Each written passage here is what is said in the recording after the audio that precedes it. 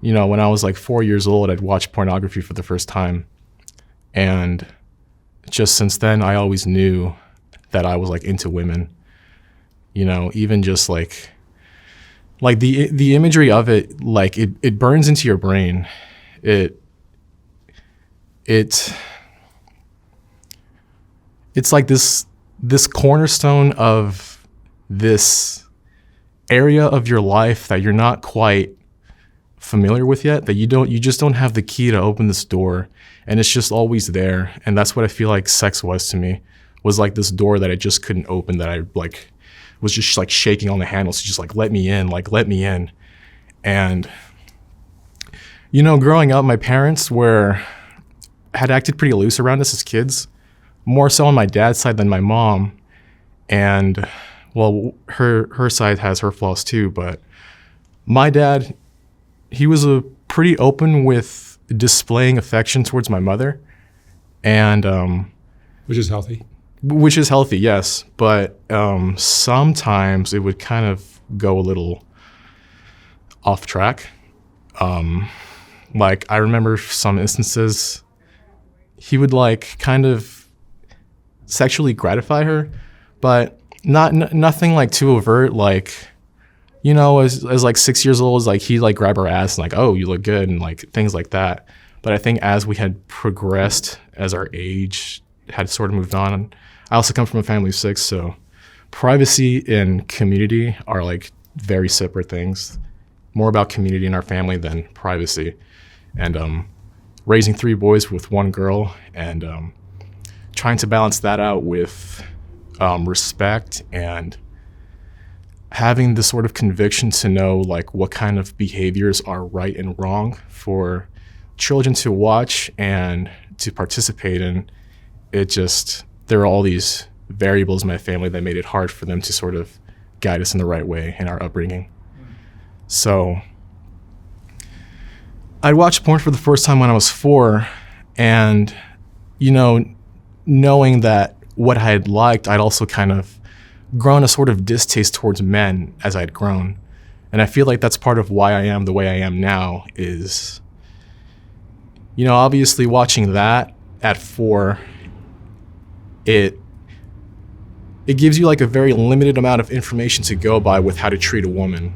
And obviously watching, you know, sex at 4 years old, you're not really taught anything positive or anything that would benefit you as a person from that. You're not, like, you don't learn how to respect a woman by watching porn, or you don't learn how to have a proper conversation by watching that. But it's just the one thing you just kind of want to find an answer in, you know, even if it's not in line with what reality is. Yeah. Well, 4 years old is awfully young. Yeah, it was very young.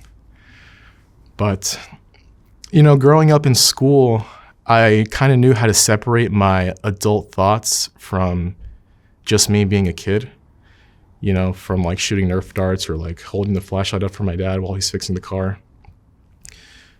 So I had a lot of camaraderie in my childhood, but in my school, I felt pretty lonely. I feel like I didn't think like my peers, especially for how mature my mind was for my age. I knew that these thoughts that I had about what I wanted later on was just something that was just too high for me to reach up. And it kind of created this tension between me and how I felt with women as I had grown into my teens. So when I was 6 years old, my dad gifted me this old Huawei phone, this like old Chinese, this, you know, one of these really shitty cheap phones that had internet access. So that's how I'd learned to use the internet. And I started just like, I don't know, just opening up the browser and just like scrolling down, like just seeing things that I, you know, whatever I can see. And then I realized you can actually pull up the keyboard and type in words. And then you press enter on the keyboard and you find information. That's just how searching shit up on the internet works. So I come home one day and I'm in 4th grade. And by this time I already known how to use the phone pretty well. I'd known how to look up shit. And today's video is sponsored by BetterHelp. I work every day. I don't take sick days. Some days everything falls into place, and other days it just doesn't. We've all been there. Life has its ups and downs, and that's just how it goes. When things feel heavy, having the right support makes all the difference. A therapist can help untangle external pressures from internal thoughts, turning stress into personal strength. Therapy is a great tool for learning how to process emotions, build healthy boundaries, and develop ways to cope with social anxieties and everyday pressures. It can also help you set goals that truly fit your life. Getting started is simple. You fill out a short questionnaire online, and BetterHelp will match you with one of more than 30,000 licensed therapists with diverse specialties and backgrounds. If the match isn't right, it's no problem. You can switch therapists anytime at no extra cost. And the best part, you don't have to wait for the right time. Any day can be the start of something better. So if you're feeling stuck, click on the link in the description or visit betterhelp.com/softwhiteunderbelly to get 10% off your first month of therapy. Because taking care of yourself isn't about waiting for perfect. It's about showing up for yourself every day. Thank you for watching. And now back to the video.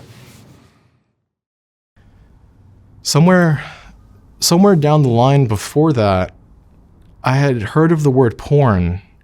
I don't know what side of my family it came from. I feel like it might have came from my dad's side because with his family being bigger than what we are, it kind of limited the bandwidth for his parents to be very present in his childhood too. And this is also kind of a really messed up thing for me to say, but he really didn't have a dad until he was 15 or 16 because his dad actually passed from Alzheimer's, and it had started to set as he was 14 or 15. And so by the time he was 17, he had to drop out of high school to wash his dad, to change his diapers, and the same had to go for my other siblings too, to take care of each other. And ultimately he died in September 2001, just 3 months after I was born, when he was 26, I believe. My mother, her family wasn't the best either, as she had legally immigrated here from Suchil, Durango. I'm not quite sure when, but her family had nothing either. And you know, as her mother had fallen ill from dementia and diabetes, some of her family ended up with some cocaine issues, which made things a lot more complicated. You know, we were taking turns housing her mom, and the dementia had gotten so bad for her that she didn't know who she was standing in front of. And I remember one time I was like sitting right next to her, and she made a comment about my long hair, saying like, he needs to chop it off, or he looks gay, or just some degrading shit that comes with that macho Mexican thing, which I try not to abide too much by, because I don't think there's a lot of healthy behaviors in that sort of demographic. So I come home one day, and it's like a rainy September. I come home from school, and I'm just mindlessly flipping through the channels, and I end up on Spike TV. Of all the programs to end up on, you know, the dudes and just like all the masculine things you see are on that program.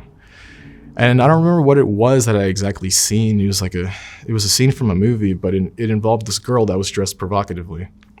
And then for some reason, the imagery of that had just prompted the four-letter word porn to just pop into my 9-year-old brain. I don't know where I'd picked it up, but it just flashed back into me. And, you know, being curious from such a young age, and then finally having something to sort of go off by, and then being able to put that into like the oracle of the internet it's not a recipe for good.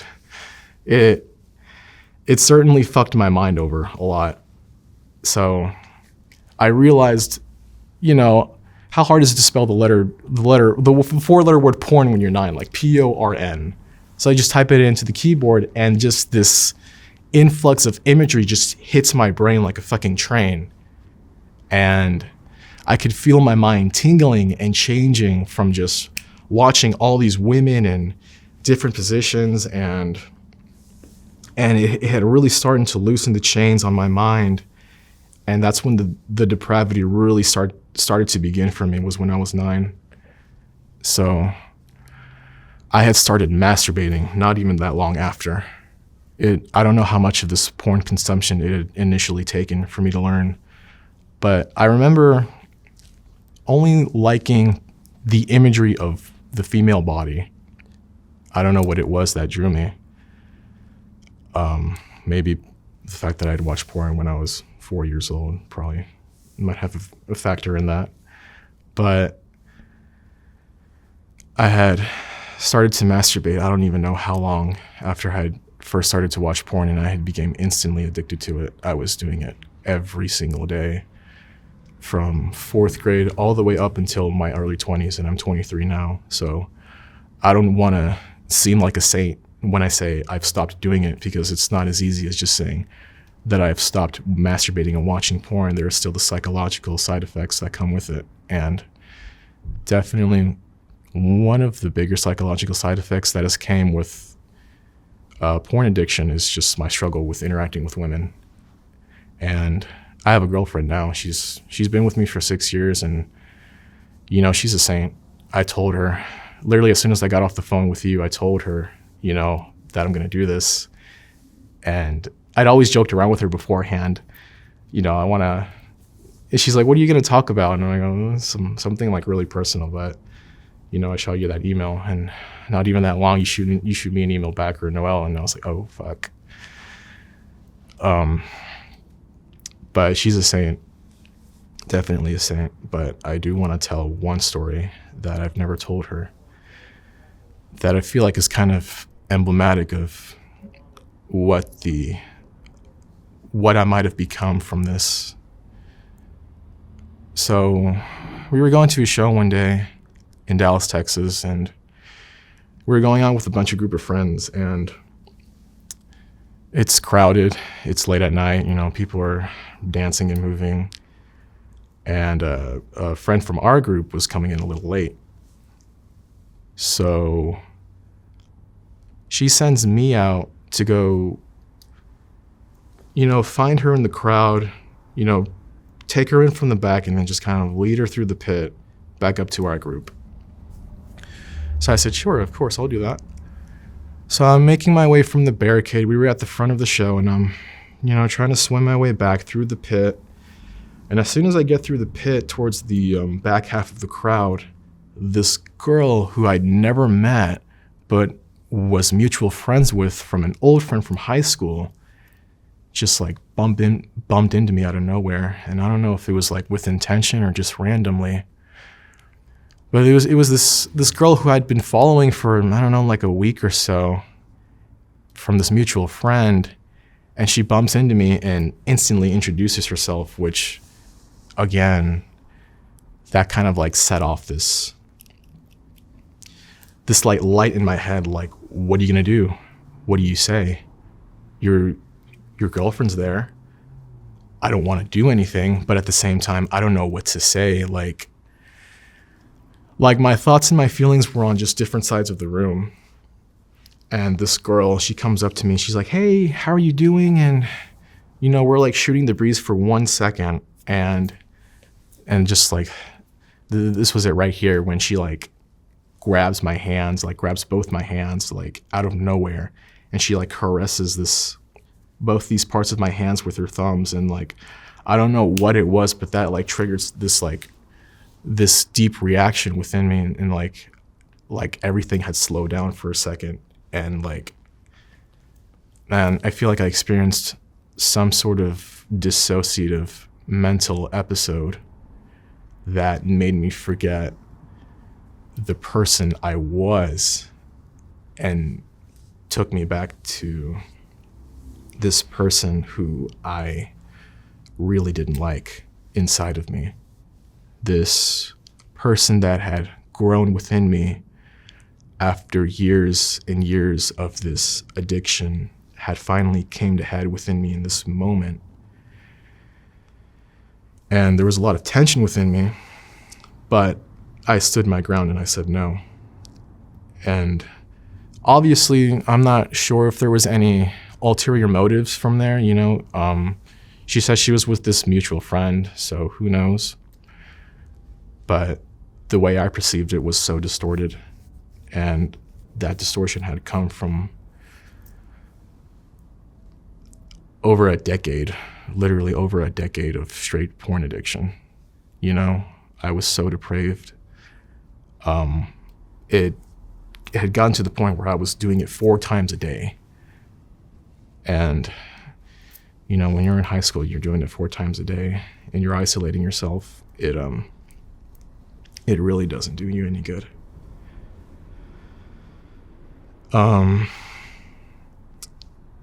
So back to 4th grade, I had started learning how to masturbate, and I didn't fully understand what I was doing to my mind and my body from a young age. And growing up at home, feeling alone in school, I was one of the few Mexican kids in a primarily white school. That, combined with my lack of social skills and my awkward personality, sort of just led me to not have friends, you know, coming up in school. But home life, I had plenty of camaraderie. My dad's side of the family definitely had more community, but were bothered with depravity a little more. And I think that came with just them losing their father at the age of 16. Mentally, they lost their father at the age of 16. Physically, I think they were all in their 20s, 30s. But I'm growing up at home. I'm learning these words from my dad and my uncles, and I'm seeing these behaviors being exercised by adults who I probably shouldn't have been hanging out around, not by the fault of my parents, but just finding myself alone in a public space with someone. Just watching these behaviors, you know, watching somebody just as simple as smoke a cigarette would just kind of take my mind down this rabbit hole. Like, what do adults do? You know, like, when the doors close, what do they do? And that caused a lot of rumination for me during my adolescence. And growing up, I'm in puberty. I'm going through puberty. I'm 13 years old now. And I'm starting to ask a lot more questions about girlfriends and sex. And now I'm finally starting to question myself, like, what am I doing? You know, I've been literally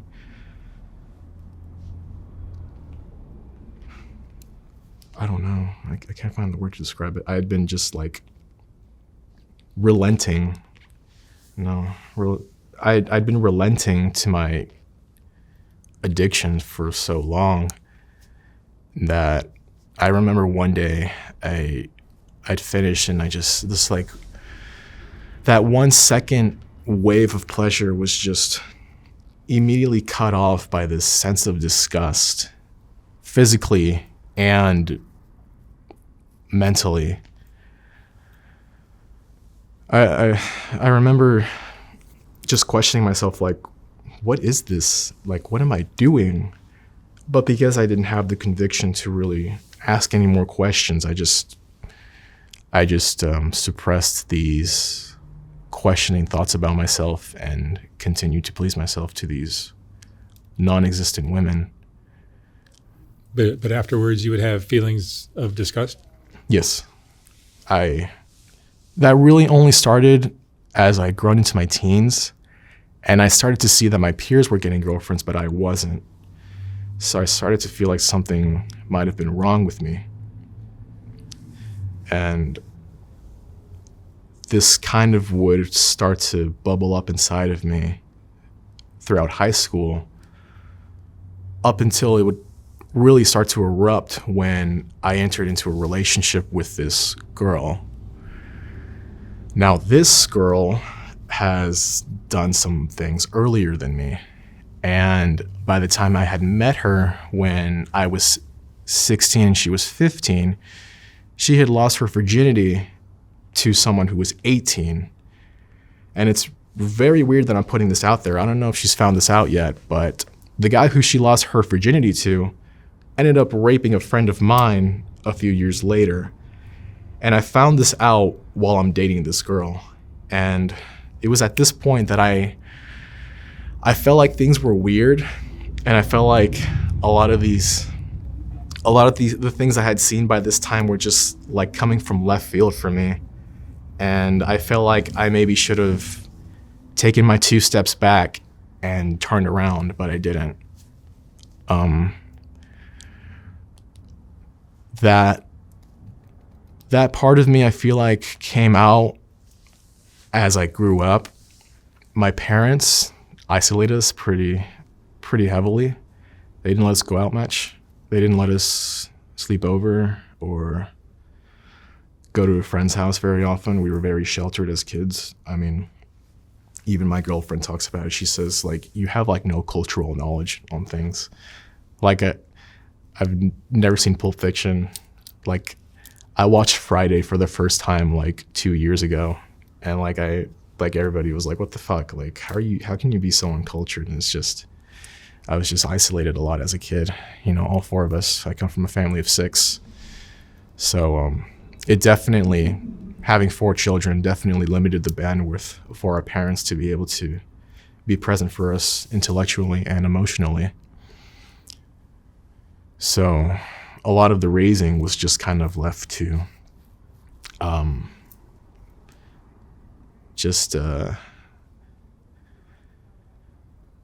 silent obedience. You know, anytime we showed defiance to our parents, it was a pretty big inconvenience for them. But you know, looking back now, seeing that they didn't come from good families themselves either, it's a little more easy to understand. But I still felt very, very alone in my life as a child. Despite the camaraderie that I had with my siblings, I still felt very misunderstood. And I feel like me having a mature mind for my young age, I would kind of observe that and make these assumptions about myself.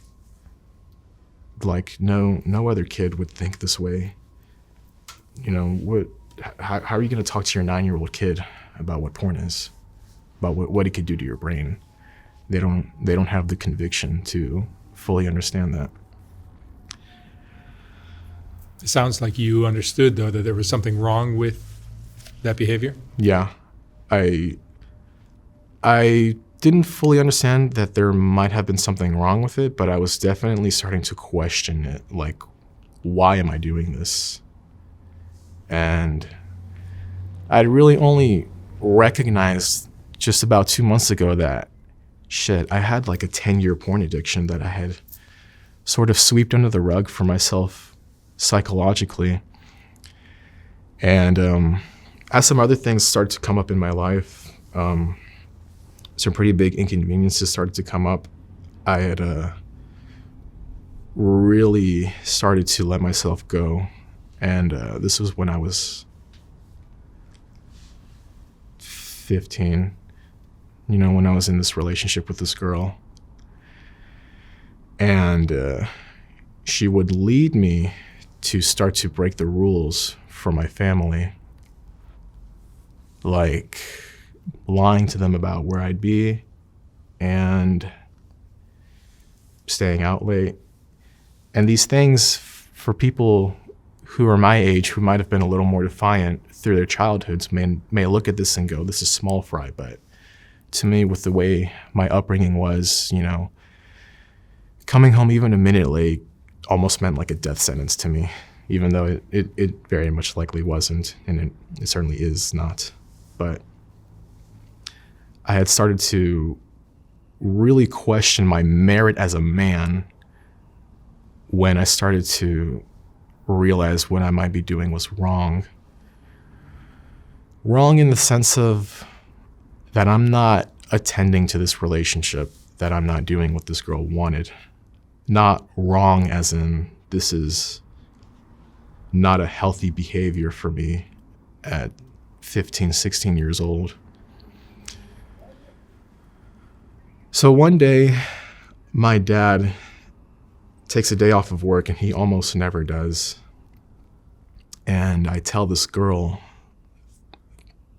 and she almost immediately has the idea for me to lie to him about her father wanting to meet me when she was home alone. And this made me very nervous. This made me very excited. I was just like filled with anxiety. I didn't really know how to channel that anxiety. So I'm in my room, and it's like 8 o'clock in the morning. It's a very hot July summer. Very hot summer in July. It's a very hot morning. I get the text where we're having this conversation, and then, you know, his day off comes up, and she has the idea for me. So I have this mental battle with myself, like, no, I shouldn't lie to him, but this is something you've been looking forward to all your life. But no, this is wrong. I'm still just a kid. Like, I've never done anything like this. Yeah, but wouldn't it be so cool to tell your friends about this? Things like that. So I told him. I lied to him. I gave him this bullshit story that we had concocted. And then he takes me. And I'm almost surprised at how okay he was with just taking me to this random girl's house who he had never met before himself.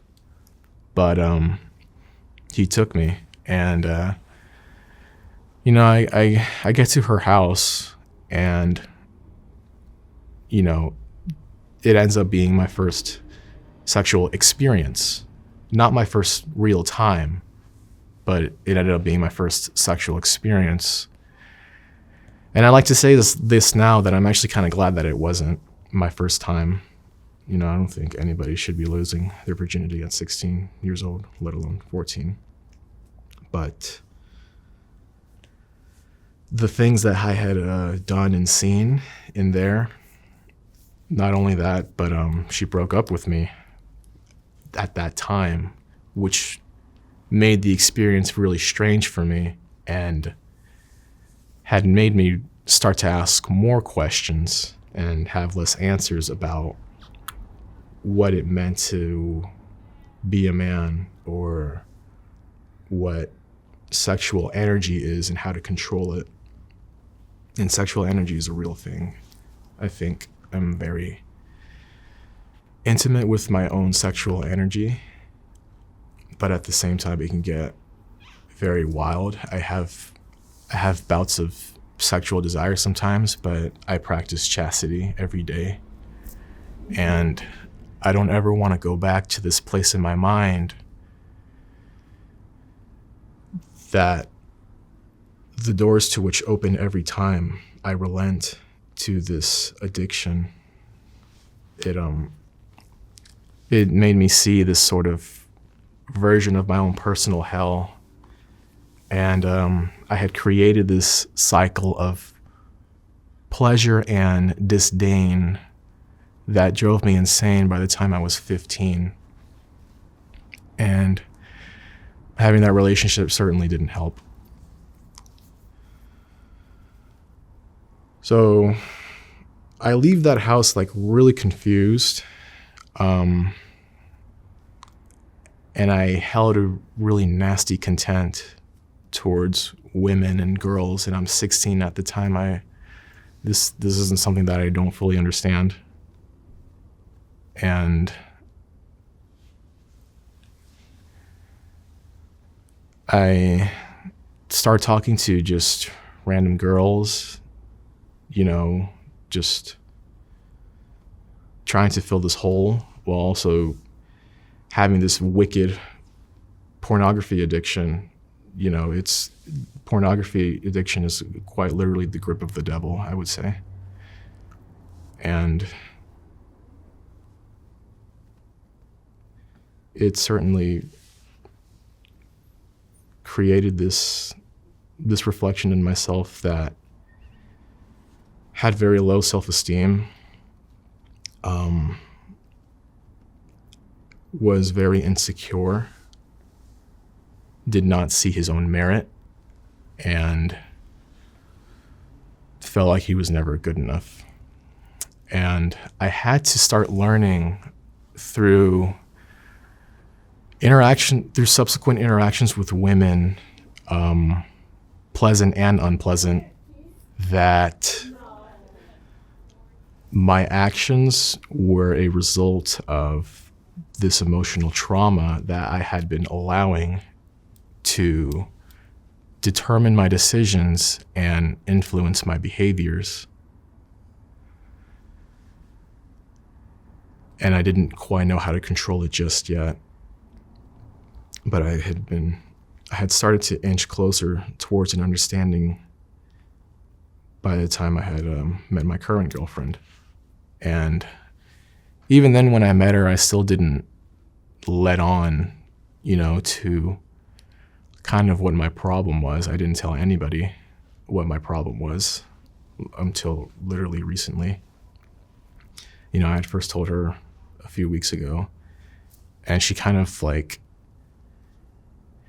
she said, that kind of makes sense, which I took no offense to. We'd been together for 6 years now, and she's seen some of my lesser pleasurable behaviors, but was the porn addiction getting in the way of the relationship in any way? Yeah, psychologically. Well, emotionally, it was definitely questioning her whenever she went out. The way I cope with my low self-esteem is through humor. So I would joke about these hypothetical situations that I don't really want to get into, but I would basically make these jokes towards her as a way of coping with this emotional problem that I had.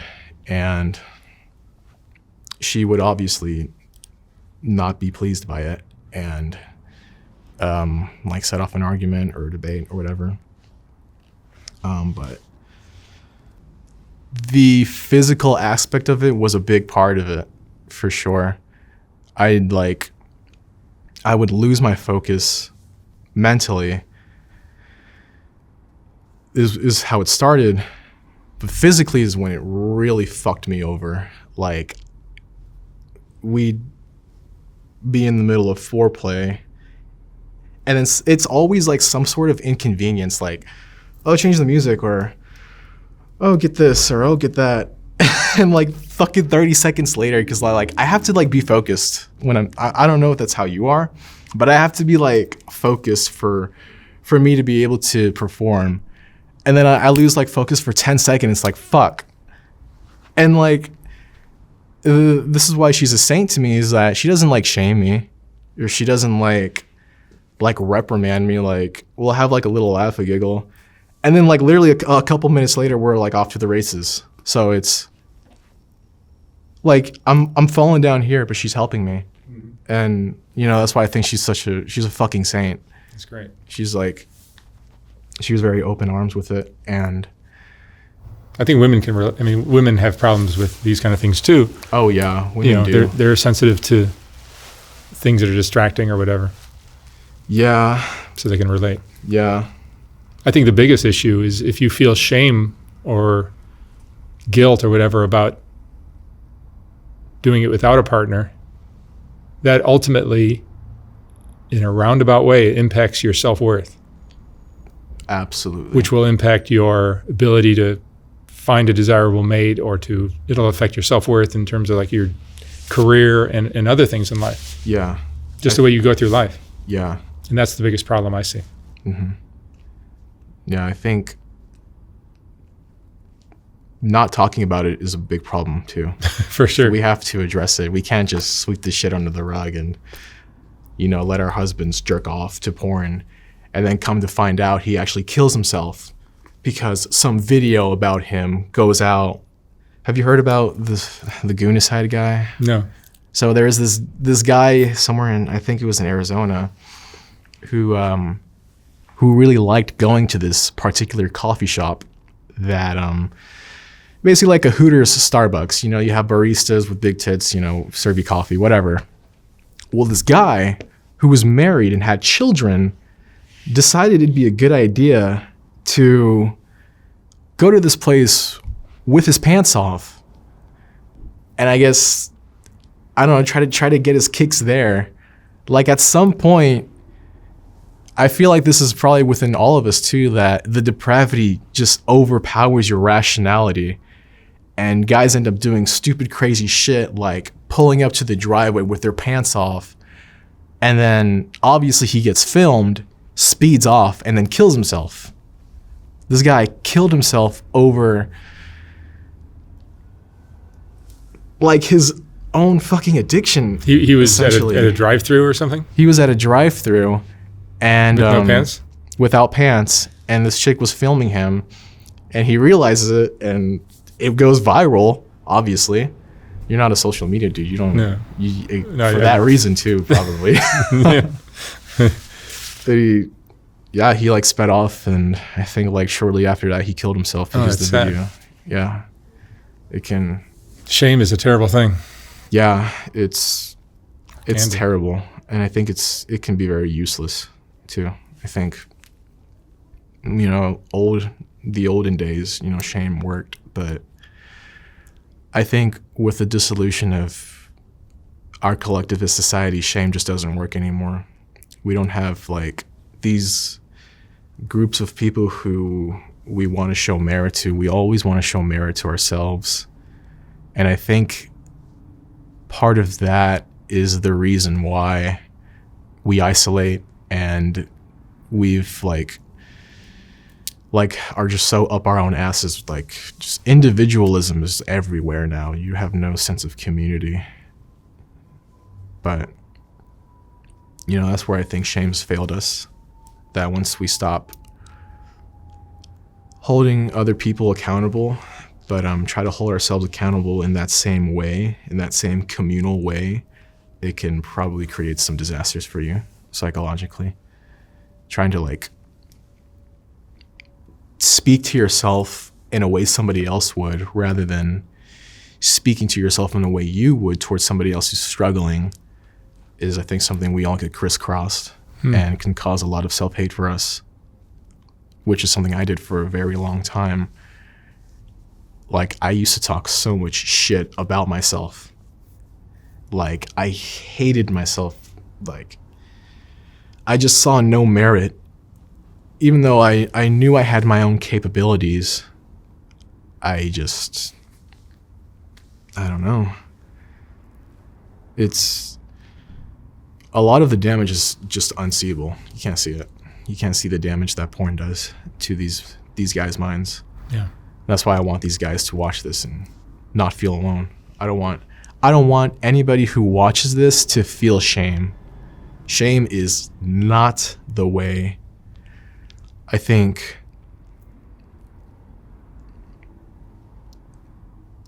actualization might help, but it's actions that really do the work. And for some people, it's just, they're just so stuck in their own ways. I don't know what it is. I've met men who are still struggling with this.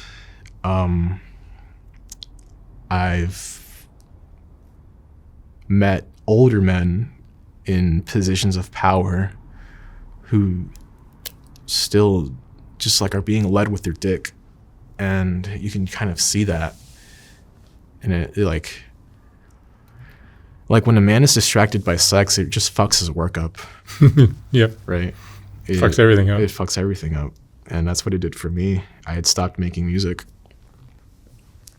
And I still don't make music today, but I practice reading it. I practice trying to learn about it. I love Steely Dan. I love Frank Zappa. It's a great band. I love all these. Oh, yeah. Chick Corea, Return to Forever.